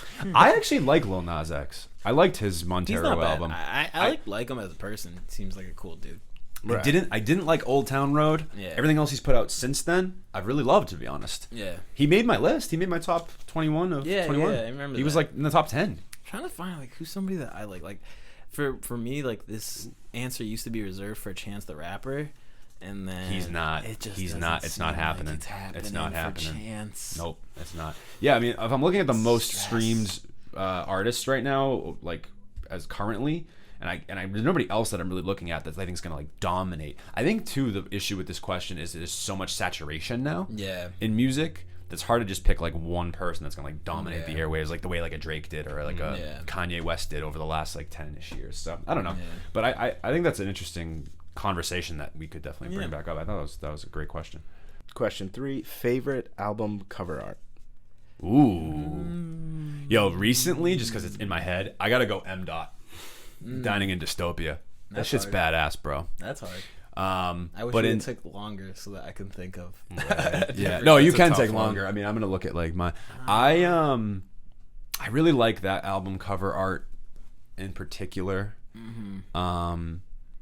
Recently, I think one of the better ones that I've seen over the last maybe like. I'll help you out. Juice WRLD had a really good cover art. Juice WRLD did have a really good cover. That's a really Are you good. talking about like the last album he put out, like the Yeah, portrait kind of yeah. one? Like if you look in the background, Yeah. so The much one that's cool got like a in it. pinkish background. Oh, I got one. Okay, I have a couple. Like honestly, I always loved the Doggy Style cover. Ooh, Doggy Style. That one was was really cool. Like that really one's sweet. sick art. And then I've always liked also. Wow, I just lost it. Oh, the College Dropout cover art. Yep. Kanye. Yep. And then, but I think one of my favorite cover arts as of recently, and it's probably up there for me, like all time. Super simple, but like very unique art was like the Kids See Ghost cover art again. Ooh, the Kanye that's a and good Cudi one. pick. That one's cover sick. Art looks That one's dope sick. to me. Like that's something I would hang up and frame somewhere. That's in a my house. really good piece of cover art. I completely agree. Yeah, I think Kids See Ghost is a great choice. I also really like Aquemini. That's a pretty Outcast. cool cover art. That's a pretty cool. That's a cover super. art. I'm a little biased, obviously, with that, but and then Mr. Fantastic from Elton John's a really good one too. I don't know if you're familiar with that one, but that's a really good cover art as well. Like super cool. Yeah. Yeah, we can put these up. Yeah, And then no- even Lil Nas X had a really cool. I thought Montero had a really cool album cover as well. If we're gonna go with I can't remember it right now. It's very like vibrant. There's a lot of like bright colors and stuff Yeah. like that. He's like laying down almost like he's been like sacrificed in some Yeah. way, and it's The all this new like Cudi album too. Ooh, I was Cudi. thinking of that too. I was thinking of the. All new right, Cudi Man album. on the Moon. The Man on the Moon. The 3 new Man on the Moon. is All a of cool them are. cover art. Yeah, they All of all them are are great, but that the one in new particular. one is super dope. It's funny, like the Juice WRLD, the Kid Cudi, the kind of portraits of their face with like the trippy colors. Yeah. What that all kind of reminds me of is another sick cover art, Acid Rap. Like Acid Rap Rap's cover art, like Yeah. that is like a legendary shot and like a legendary cover art. Just because like just that mixtape reign that run that Chance had was super dope. And like I feel like now if anybody tries to do like the font where like the drippy trippy like letters, it's like, oh, you kind of took that from Chance. Like that's how influential or like you know. I'd be curious to hear what people think about this too, and like this would be a good like, clip for. Yeah, I'm curious to look at Juice WRLD and Acid Rap. They're literally like identical. And that's why, exactly. Really? That's what I saw when Very I saw the Juice WRLD cover art. I thought it was cool, but for me, it was like, he's kind of pulling from Chance. Huh. Yeah. Yeah, Acid Rap is good too. That's a good one. And I like the first Brockhampton Saturation too. I think super cool. Just like that is Amir a cool Van's cover like art. face with just the blue like super dope. All right, next question. Next question. That's a good question. Comment your guys' favorite album art in the comments. I'd love to hear. Ooh. Will the Cole and Kendrick collab tape ever come out? No, it's never coming out. Next question. No, We got it's not all coming three out. of them. I hope it comes out. I mean, okay, hope and is a different question. There's no way, in my opinion. It's not happening. It's not happening. It would have already. I think it'll come out later than we want it to. Kind of like I'm still When that looking old for a man- Kendrick album. Yeah. It's been 5 years. I know. And he said it was last year, and it never came in 21. Hey, did you hear that Kendrick changed his Spotify profile picture? That's been on the net. Okay, so Yeah. does that mean 2022? Then we're getting Hopefully. music. I hope. And then I saw everybody tweet. Frank Ocean did the same thing like 6 months ago, and it resulted in nothing. So, Talk about two of the biggest enigmas, not only just hip hop but in Yeah. music in general. Like they Yeah. drop an album and they're gone. Yeah. You don't even hear from them. And although we did see Kendrick on the Super Bowl halftime Right. show, which I thought was great, but yeah, I don't think. so it's we're moving happening. on. Cole Kendrick. Yeah. I don't think it's Not happening because happening. Cole's almost done. Yeah. I don't know. That's You what I'm saying. know? I feel like it'll They be both something don't want to do anything for each other. Yeah, in I my feel like opinion. at the end though, like it'll be like either like at the end of their third act or like out of nowhere on like a anniversary of somebody's album or something. I feel like it might come out. Yeah. All right, biggest bust of an artist Of all time, in your opinion? biggest bust. Well, Fat Joe's got a nice, behind. With the booty, looking. Yeah, he has a large bust. Or are we talking about Busta Rhymes? No, I'm gonna get. Right. All right. Boo. All right, first one was better. Biggest bust artist ever? biggest? Not ever, but just one in your head. Yeah. Like, I feel like, dude, it's so crazy. I feel like it's wild. I feel like Chance has found himself on that list. Not biggest Or, bust, like- but he's got to like, be. I still think he has the chance to redeem himself, and like he He's got hasn't. the chance. I didn't even see what I was doing there, but I still think I'm rubbing off on you, dog. right, facts. I still think like he hasn't fallen completely off the map and like, you know what I mean, off the face of the earth. Like he still has a chance to turn it around. But I feel like unfortunately, if nothing changes, when it's all said and done, people will look at him as like, I feel like was it just me? But like, I feel like he was propped up as someone who was gonna like, I don't know, take the baton for a little bit, and then he Biggest just bust. fucking fell. It's a great question. I mean, historically, MC Hammer, right? He's like one of the biggest busts. MC For Hammer. real. Like, you know who super big. I gotta say, who I thought was gonna be huge is Lil Bibby. I thought he was gonna Oh, be wow. so much Bibby. bigger. I forgot about him, that. Herbo, like when they Yeah. came out with that song. Yeah. I know he's successful now in like life. Yeah. Like he's like a man. Like Of course, you're right. Yeah. But just in my opinion, he I used to thought be he was super gonna be relevant. huge. Yeah. Biggest bust. Yeah, it felt like for a little bit like it was like even like Herbo was like the little bro to Right. Bibby, and like Bibby might have taken it. But yeah, Biggest bust that I'm thinking of. I'll say, well, it's hard because it's like, how do you define What do you define it as? Right, and it's like, they Not sold one like, hit wonder. Chance has sold so many records. right, He's and not he's considered still a bust. selling but records. Yeah, It's your opinion. for me personally, dude, Mike's gonna hate this answer. Brockhampton. No way. Okay, all right. Brockhampton, You know what? bro. That actually is though. That actually okay. Brockhampton, like That might not be actually bad. I see what I you're saying. personally loved Saturation 1 through 3, and then after that, the Iridescence and the like the boy band angle they went for, and then like the other shit was just like not The Amir Van shit. Yeah, it just wasn't for me. And then they ultimately ended up breaking up like Like, yeah, they're done now. This is it. They're all done. And like again, they should have done what they went out and started off. It was supposed to be, we're gonna make these 3 saturation tapes and then end it there, and that would have been like you know what I mean? It would have had this ephemeral thing to it, or it's like, oh, what could have been, and they would have left on such a strong note, and then you fucked it up. But couldn't that have been considered a bust too if they never did anything else outside of that saturation? If they never tried? Because in my opinion, I think Iridescence is awesome. I thought Ginger was even better, and Roadrunner I think was good. I don't think it was like amazing, but it was good. And so I think their discography overall, the 6 albums they have, are pretty strong in my opinion. Yeah, I guess I feel like Iridescence I can see why some people didn't like Ginger Iridescence very much. I don't even know what the hell Roadrunner is. That's the new one. I didn't listen to that. One. I haven't listened to that. I didn't like Right. Ginger very much. Right. But it would have been different to kind of like get back to what you're saying. It would have been different if they intentionally stopped making music. That's different from like a bust, right? It's like you have a trajectory that you're kind of projected to go at, and then you fall off because you just make something that doesn't resonate. Very similar to what they did.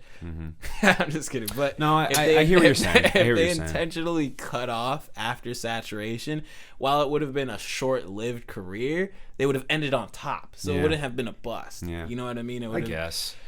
I see what you're saying. All right, I hear you. I don't agree with it, but I hear you. You see me. I see feel you. Seen. I guess for me, that's a tough one.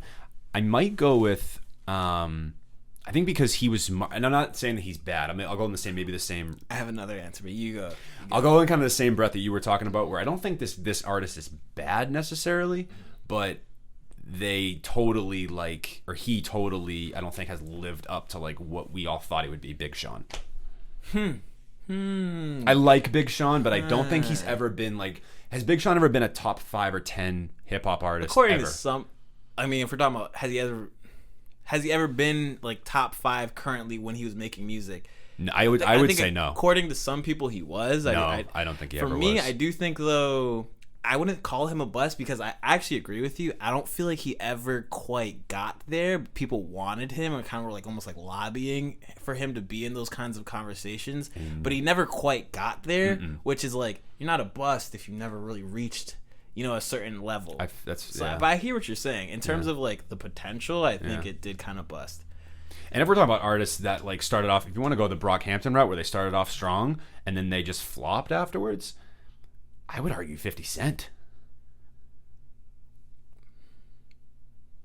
I don't know. That's actually interesting because he did flop. His first couple albums were great. Yeah, but he had a string of albums were good, and I feel like because he was so solidified in those albums, and he became kind of like this business mogul kind of guy. Yeah, so I'm talking about straight music, though. Yeah, I hear you. No, 50 Cent's music took a dark turn. Like a nosedive. Nosedive. Yeah, like, for sure. It just went. For sure. I got the bust, and I think this is objectively biggest bust of all time, at least in hip-hop, because he was fucking everywhere. Bro, Fetty Wap. Oh, that might be Fetty Wap, it. bro. That might be the one. has to That's be the the one. answer. He's the like answer. the new school MC Hammer. Like, he was on top. Like, you heard Trap Fetty Queen. tracks. Yeah, dude, Trap Queen, the X song with Drake, or My Way, it was called. Yeah. He had can't even think of the names, but he had hit after hit after hit, and it seemed like he had his own style, his own image. He looks fucking weird. Which He might be the true. Like, I think because the conversation I think we're having with guys like Big Sean, Brockhampton, and 50, it's not that they're busts, but it's that they didn't live up to what we thought they would be. Right. Versus Fetty Wap had maybe like 1 or 2 songs max that were like even. Yeah. I like the Lil Bibby take though too, because he came up with Herbo and who else was in that camp? Dirk. Right? He was in that Chicago. I think you could probably put Chance in that like 50 Big Sean Brockhampton conversation we're having. I actually agree with you on Bibby because nobody talks about him. Yeah. Ever. XXL list. Yeah. Like, that'd be another place to look for biggest busts is the double XL list. For sure. Like, also though, just to kind of combat what you're saying here, I don't think Big Sean and 50 are one and the same. I do think 50 was there. I will 50 was 50 in the top more 5, looks like a bust than Big Sean comparatively, just because Big Sean didn't ever reach that echelon to where people felt like That's fair. he had it and then he fell off with it. That's fair. 50 was definitely a top 3, top 5 rapper at some point in time, if absolutely. not top 1. Especially when G Unit was hot, he was in the game. conversation. Yeah, totally. Another question? One more. Got one more. Last one. There's a couple questions in there. What are your thoughts on Kanye West Donda 2 being exclusively on his, I can't even read this right, stem player audio device? Yeah, it's funny because I was thinking of putting a Kanye question in here, but I felt like someone was gonna do it. My question. You got it, Mike. I think it's an interesting move. For some reason, something feels like to me like eventually it'll hit streaming services. Like it's gonna have to, one right? one way or another. If he wants it to reach as many people as possible, it'll hit a streaming service. But I do think it's a power move. And I'm not gonna lie, bro. I've been seeing the stem player on Twitter, dude, and the more and more I see it, it's kind of sick as fuck.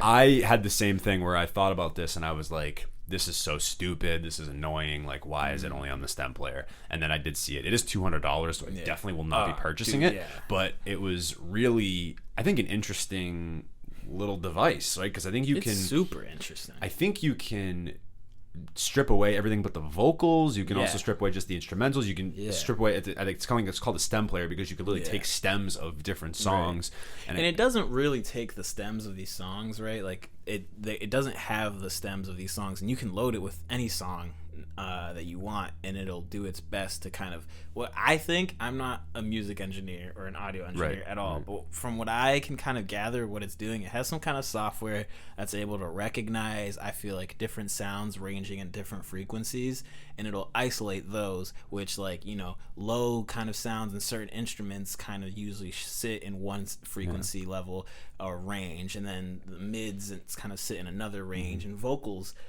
kind of sit in a certain range, but also those are kind of easy to identify things like audio vocals. Like, we have technology that's good at that already. But that's also why it's not truly isolating these stems. That's also why when you kind of see some of the videos on Twitter, not to talk too much about this, but you can hear people isolating vocals, and you can still kind of hear like the remnants of other instruments and other things kind of getting in the way. And that's because, like, from what I assume is like the software is isolating the vocals as much as it can, but there are other frequencies that are matching those vocals, so it's picking up a little bit of that. You know what I mean? It's not like a super crisp, like, it's this little tiny thing, right? It can't possibly do what you could do on a... For what it's worth, being so small, it does it really well, and it looks sick. And it does look cool. It's just a unique way to interface with music. Like, yeah, and it's an interesting marketing sort of scheme or thought here. Yeah, I don't know how I feel about it. I definitely think that it's definitely an interesting marketing ploy. I definitely think his core fan base is definitely gonna buy it. I'm sure, and like they'll do that. Sure. It hitting like a wide stream thing. I feel like Kanye's always tried these things, and some have hit, some haven't. Yeah. But yeah, I don't know. I think I hear you. I think it's gonna hit streaming services at some point. I feel like it will. I think it's a positive move for the culture, though. Like, I think kind of showing people that you don't have to use streaming services, at least when you reach a certain level. Yeah. Like, if you do reach a certain level, maybe it'll influence other large artists to end up making more money for themselves instead of it having to be split up. I think there's better ways to do it, though. I think there's better ways to do it, like, but here's how I see it. I'm not even that upset about it, because at the end of the day, we're going to get it pirated. We're going to get it illegally. Like, you know what I mean? Like, I'm not stressed about finding the files eventually. Like, even if it takes me a little bit more work, Kanye is worth the work to, like, load it onto my phone or download it from somewhere. And I feel like we're all internet savvy enough to do that at this point. So, like, it will get... You know, it will go in circulation and rotation, and I feel like that's why Kanye is okay with that. But obviously, I feel like it's going to be... obviously, he's going to make a lot more money now per track, or like from the album. From it, yeah. And I think it could influence other large artists to do that. And it's not quite the same as a small artist charging $200 for your music to live in one place. There's no way. Right. You want to get it on streaming at some point. But I do think he's doing what he does, which is disrupting the market. And I feel like it can have a positive impact. I don't see why more artists don't just put their albums on Bandcamp exclusively and like have people buy them that way, because I feel like that's a platform that I've really come on to and like appreciate, and I think it does great. It does right by a lot of these artists. I don't know. I see that being more of like a lucrative sort of mode there, at least for like maybe not a Kanye, but because Kanye can afford to be like, all right, yeah, like I'll put everything on the stem player. So I don't know. It's weird. It's weird. It is a good question. It's an interesting thought. Why people don't use Bandcamp anymore? Like, some people do, but it's not as like plugged as like something else. But like, and then I think the second part of that question I had was, what are your top 3? If you were to pick, you don't have to put an order or anything like that, but your top 3 Kanye albums of all time. College Dropout, My Beautiful Dark Twisted Fantasy, and then probably going with Graduation. Those are probably my 3. No particular order. Late Registration, My Beautiful Dark Twisted Fantasy, and either College Dropout or Life of Pablo. Life of Pablo was really good. Yo, Life of Pablo like aged really good. Well. Yeah, it did. Really he tried something similar with Life of Pablo, didn't he? Didn't he only like exclusively put it on Tidal? Whereas he's tried shit like this before. Started on Tidal for like the first 2 weeks. Yeah, and then it went out to everything else. Went out to everything. So he's done stuff like this before. Yeah. So it's not like out of like left field that he's done stuff like this. This is definitely still a huge departure from even that kind of strategy. For sure. For sure. I mean, it's like buying a physical thing for $200. Like, how many people are really gonna like go? I mean, it sounds like he's definitely gotten sales. I heard that he sold like 2 million in like the first like 48 hours. $2 million worth, only 2 million units. But. No, $2 million worth, which is probably like 40 of those things because they're so fucking expensive. No kidding, man. Good questions. Those were all really good. Yeah, guys, leave us a comment in the comment section for any of these questions. I'm sure we'll clip these up on Instagram too. So, any of these questions that you guys had, or any of the answers to these questions that you guys wanted to answer as well, like biggest bust, who you looking to see in concert this year? Yeah, top 3 Kanye albums, all of these. I think J. Cole and Kendrick best album cover ever had. Yeah. Best album cover. Yeah, drop us a comment. Let us know what you guys think about some of these questions. We'd love to hear your thoughts and get you guys in on the conversation. And yeah, that's it for our first inaugural, or not inaugural because we'll probably do this more than once a year, but our very first in-person live podcast with the 3 of us. Dude, this has been a lot of fun. Tons of fun. Friggin' great we did this, man. Yeah, good shit. So happy. And nice. Big thanks to producer Sam in the background doing all the intricate work that we don't have to do because he's here. And guys, make sure you follow us at Turntable Teachers on Instagram. We're doing the TikTok thing as well, so make sure you follow us there. The TikTok thing. Yeah, I'm trying. Old when you say I know. Well, apparently I'm already old to my basketball players because I guess my music ain't that good. So anybody that's tuning in and listening to that, shame on you guys. Yeah, it was better than what you got. No, I'm kidding. It's subjective. We're all good here. So follow us there. Subscribe, right? Make sure you subscribe on YouTube if you're watching, and also subscribe to our podcast streaming services on Spotify, Apple, SoundCloud, wherever you get your podcasts. And that's pretty much it, guys. Thank you so much for tuning in. I'm Mike. I'm Phoenix. We're the Turntable Teachers, and class is officially dismissed. Turntable.